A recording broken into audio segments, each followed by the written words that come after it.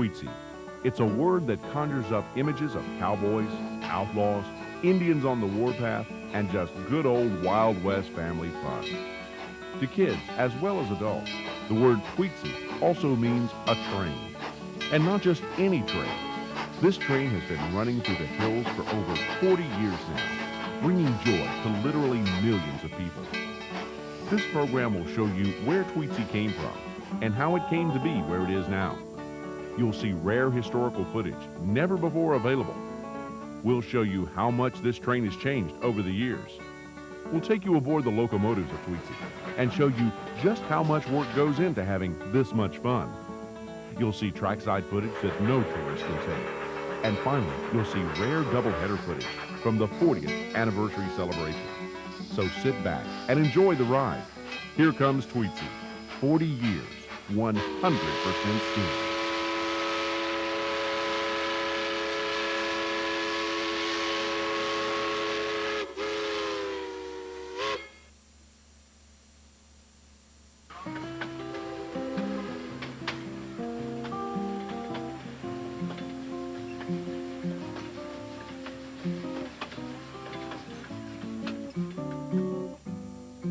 The word Tweetsie was originally the nickname for the East Tennessee and Western North Carolina Railroad, which ran through the Blue Ridge Mountains from Johnson City, Tennessee to Boone, North Carolina. Legend has it that children at the summer camps in the mountains during the Great Depression came up with the name Tweetsie to describe the little train with the shrill whistle that echoed off the hills. The railroad already had nicknames such as Eat Taters and Wear No Clothes, Stemwinder, and Narrow Gauge, but Tweetsie was the one that stuck. The ET and WNC abandoned its narrow gauge line in 1950, but Tweetsie did not die. 3 rail fans bought locomotive number 12 and some passenger cars and opened the Shenandoah Central Tourist Line in Harrisonburg, Virginia in 1953. For 2 years, they hauled thousands of people over a 1-mile track until a flood washed them out. Cowboy legend Gene Autry had an option on the train, but did not buy it.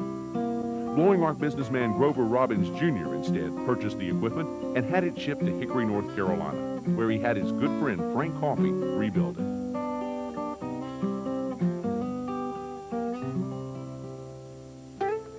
On May 24, 1957, Moss Trucking prepared to move the train by truck to Blowing Rock.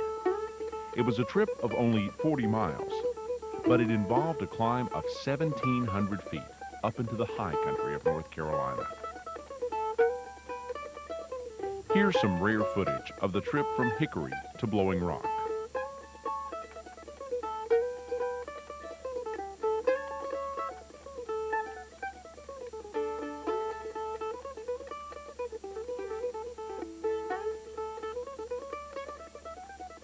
The trip was so important that schools were dismissed in Lenoir so students could see the historic train pass.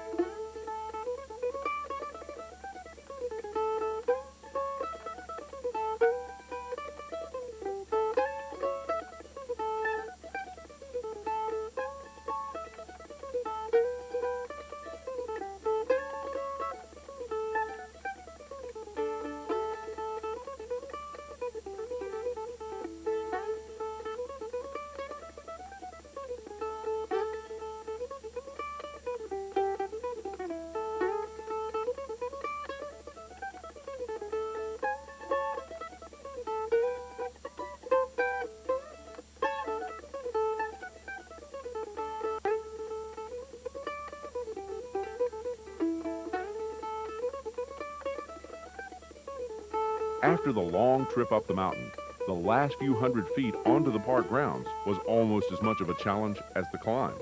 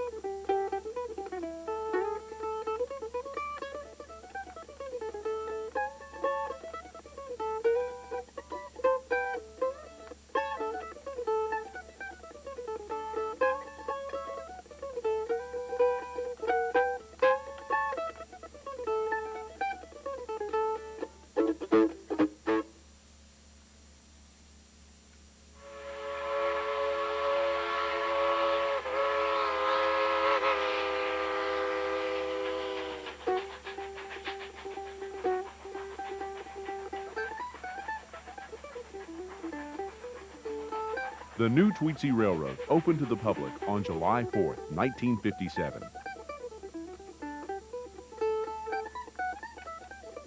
During the first season, they had only track completed up to a picnic ground. Trains ran forward and then back down to the station for another load.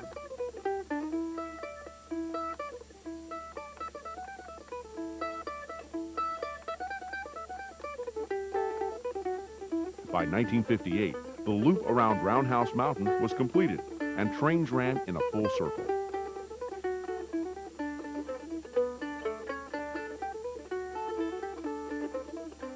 Very early, the railroad picked up a twist that quickly became their trademark. Charlotte area TV personality Fred Kirby started protecting the trains from outlaws and wild Indians. The following footage shows the original equipment in operation and the beginning of the Wild West concept.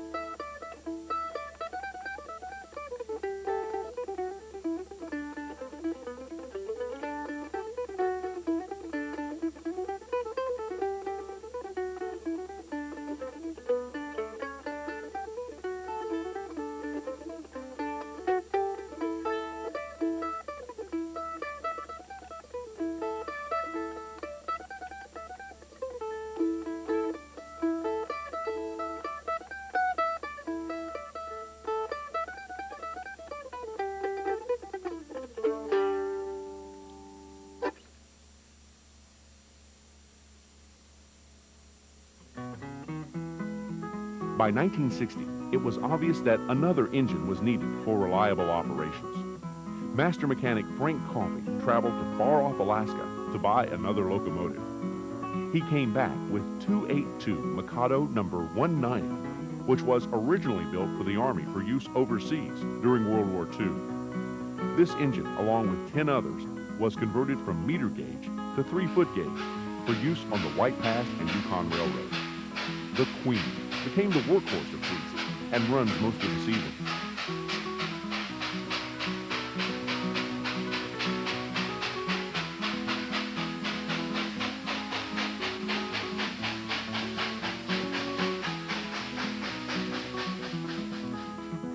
Tweetsie very quickly became a popular tourist attraction. The following are a series of home movies made at Tweetsie during the early years. You'll see a lot of differences in what many think is the same old train.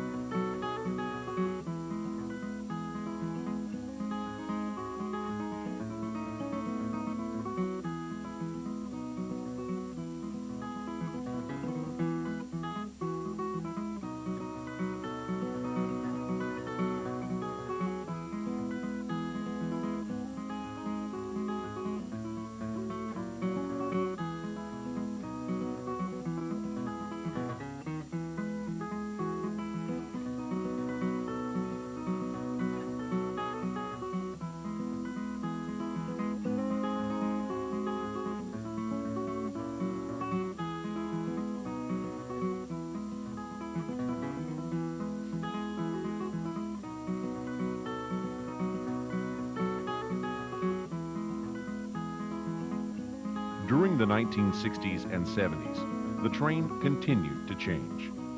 The engines gained balloon stacks, oil headlights, and long cow catchers in an effort to look more appropriate to the Wild West. More and more open cars were built, and most of the original cars were retired, leaving only Coach 5 to bring up the rear.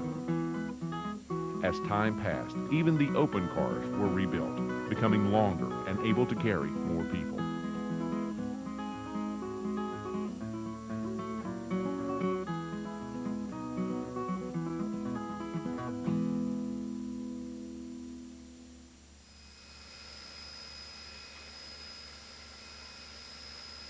During the 1980s, both engines number 12 and 190 were returned to their original appearance. We now take you aboard both engines over the last decade to show you how these antique machines are operated.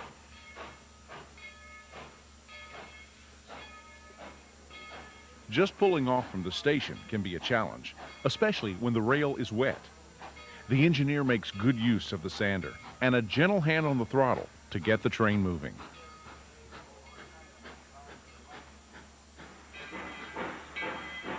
Number 12 is tighter quarters than number 190, but everything is close at hand.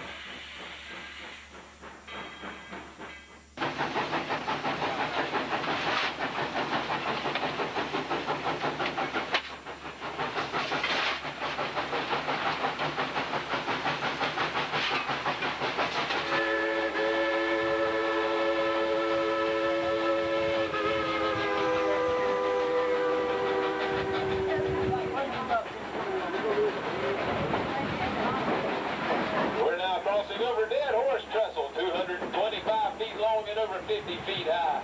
Feel free to look over the side if you like, but you better hold on tightly.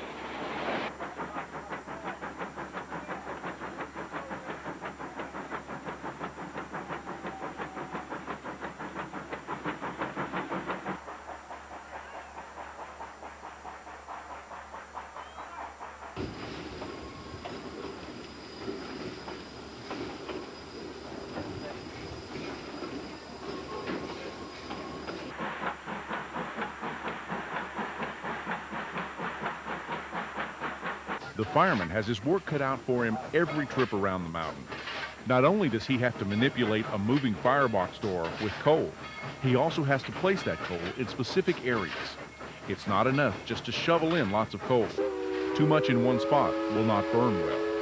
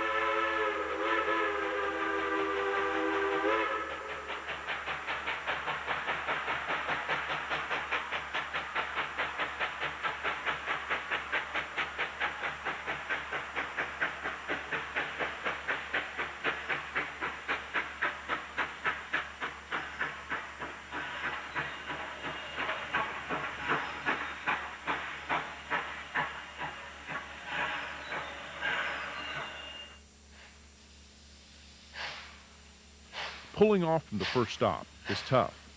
The railroad grade here is 4%. The engineer must stop the engine with a full piston stroke to get moving again. If everything is not just so, he'll have to open the cylinder cocks to dump the pressure, roll back a little, and try again. This is mountain railroading.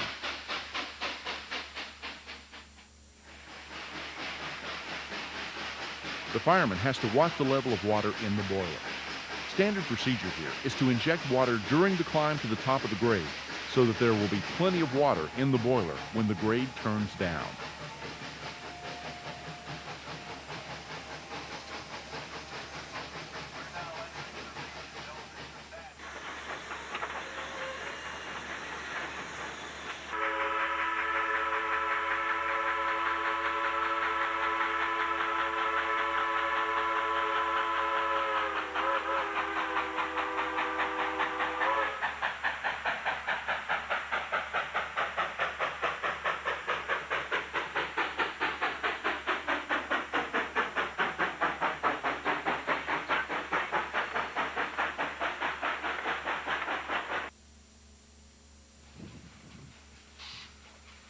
To ensure a smooth ride for the passengers, the train must be stopped carefully. By using the brakes to keep the train stretched out, the engineer brings everyone to a smooth stop using technology from the 1920s.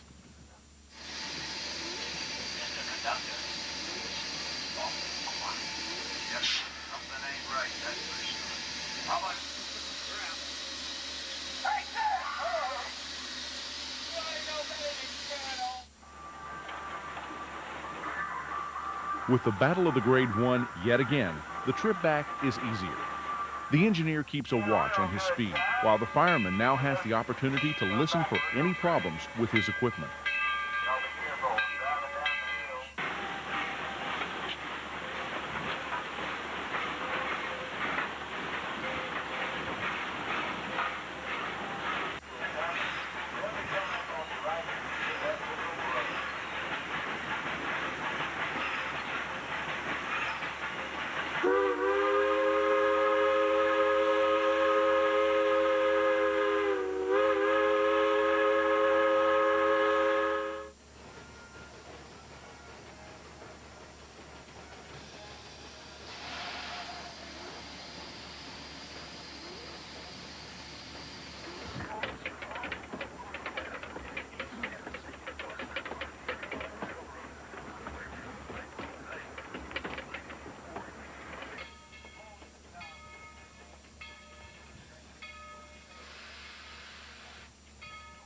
Coming back to civilization requires a watchful eye from the crew.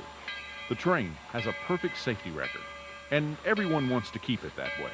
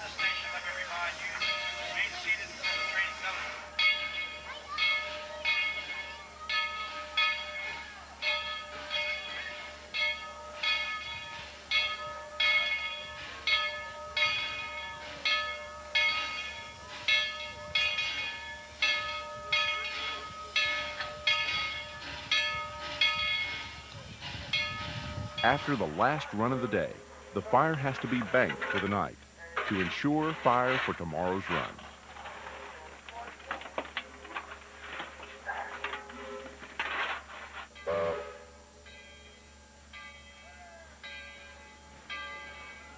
In 1992, locomotive number 12 was repainted and lettered ET and WNC for that engine's 75th anniversary. The following scenes are from special runs for the East Tennessee and Western North Carolina Railroad Historical Society.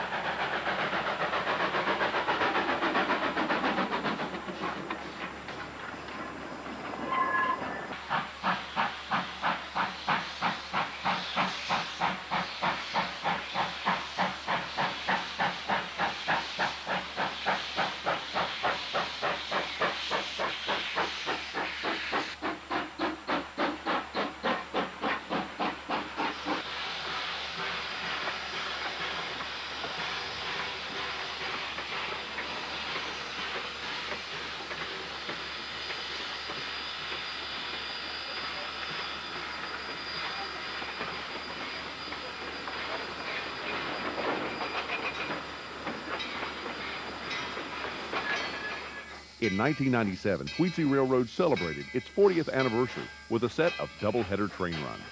The following footage is indeed rare, as Tweetsie normally has only one engine steamed up at a time.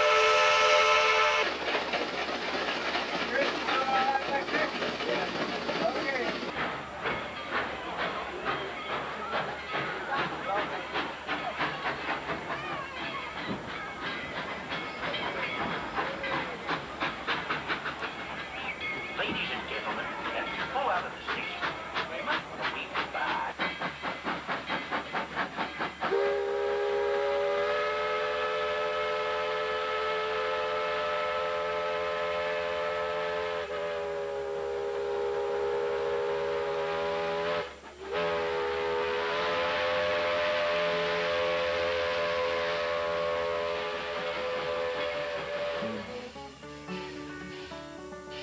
Operating steam trains is only half the battle. You have to maintain them too. Tweetsie has one of the top-rated repair shops in the country and does work for many other railroads. You never know whose engine you might find in their shop. These scenes show you where number 12 was taken apart and put back together, just to make sure everything was in good shape.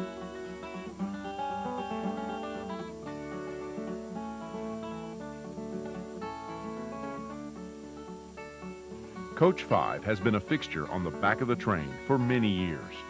Built over 100 years ago for the East Broadtop Railroad, the coach has given thousands the opportunity to ride in 19th century style. A new open car has allowed this rare piece of railroad equipment to be preserved for special occasions.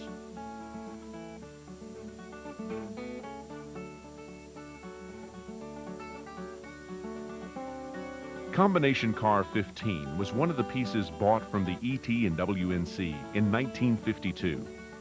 After several years of service, the car was retired. In 1998, Tweetsie Railroad graciously donated the car to the ET and WNC Railroad Historical Society for preservation.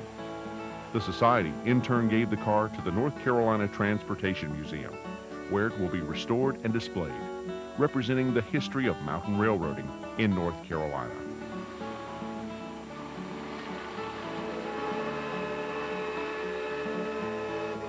As the 21st century dawns, Tweetsie just keeps chugging along. The art of narrow gauge steam operation and maintenance hasn't died. It is alive and well in North Carolina.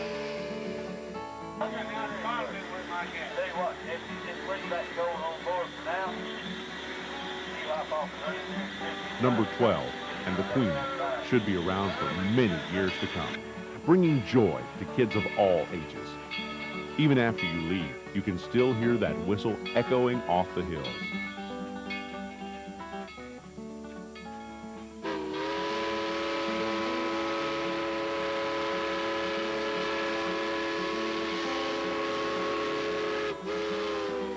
We hope you enjoyed your trip around Roundhouse Mountain and through 40 years of Tweetsie history. Tweetsie Railroad, a history in steam.